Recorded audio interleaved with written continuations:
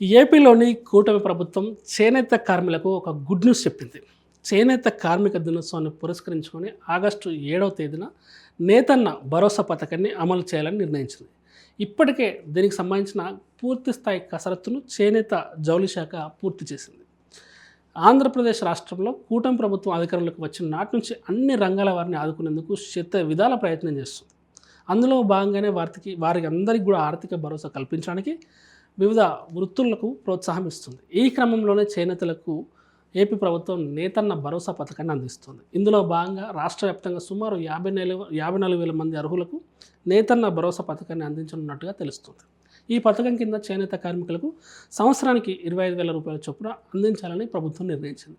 అయితే గత వైసీపీ హయాంలో ఈ పథకం కింద 24,000 రూపాయలు మాత్రం ఇవ్వగా గత ప్రభుత్వం కంటే 1,000 రూపాయలు అదనంగా కలిపి ఎన్నికలకు ముందు ఇచ్చిన హామీలను మాట ఇవ్వనప్పటికీ ఏపీ సర్కారు చేనేతలకు అండగా నిలుస్తుంది. చేనేత కార్మికులను ఉద్దేశించి గతంలో మాట్లాడిన చంద్రబాబు వారికి అండగా నిలుస్తామని, గత ప్రభుత్వం కంటే అదనంగా 1,000 రూపాయలు కలిపి ఇస్తామని, 25,000 చొప్పున ఆర్థిక సహాయం అందిస్తామని పేర్కొన్నారు. అయితే ఈ పథకం అమలు ఇప్పటికే కూటమి ప్రభుత్వం బడ్జెట్లో ఈ పథకం కోసం దాదాపు ఒక 250 కోట్లు కేటాయించింది.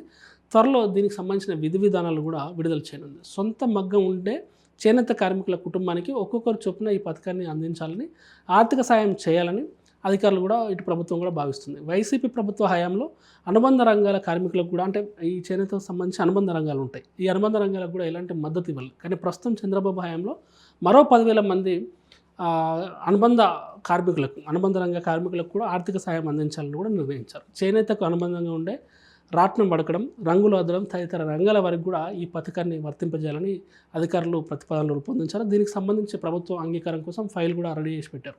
దీనిపైన సర్కారు నిర్ణయం తీసుకున్న తర్వాత రాష్ట్ర వ్యాప్తంగా చేనేత కార్మికులకు నేతన్న భరోసా అందనుంది. ఏదేమైనా కూడా చేనేతలకు ఇచ్చిన హామీని నెరవేర్చే పనిలో కూటమి ప్రభుత్వం బిజీగా ఉంది. ఒకప్పుడు 24,000 వచ్చేది చేనేతలకు సంవత్సరానికి, ఇప్పుడు దాన్ని 25,000 చేశారు.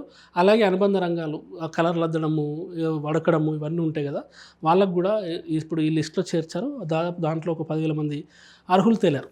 వాళ్ళందరికీ కూడా ఇప్పుడు కూటమి ప్రభుత్వం దాదాపు ఒక్కొక్కరి అకౌంట్ 25,000 చొప్పున కూడా ఏనుంది. ఏదేమైనా కూడా ఇప్పుడు ఈ డబ్బులు చేనేతలకు మంచి మేలు చేసే పథకంగా మనం చెప్పుకోవచ్చు. అతి త్వరలో దీనికి సంబంధించిన విధి విధానాల పూర్తి స్థాయిలో ప్రభుత్వం విడుదల చేయనుంది. ఇప్పుడు చేనేతల జనాభా కూడా ఎక్కడ ఉంటుంది ఆంధ్రప్రదేశ్లో. సో వాళ్ళందరికీ దగ్గరయ్యే ఆలోచనలో, వాళ్ళందరినీ తమ వైపు తిప్పుకునే ఆలోచనలో, ఇచ్చిన హామీలు నెరవేర్చే ఆలోచనలో భాగంగా కూడా ఇప్పుడు కూటమి ప్రభుత్వం ఒక్కొక్కరి ఖాతాలో 25,000 వేయాలని చెప్పేసి డిసైడ్ అయింది.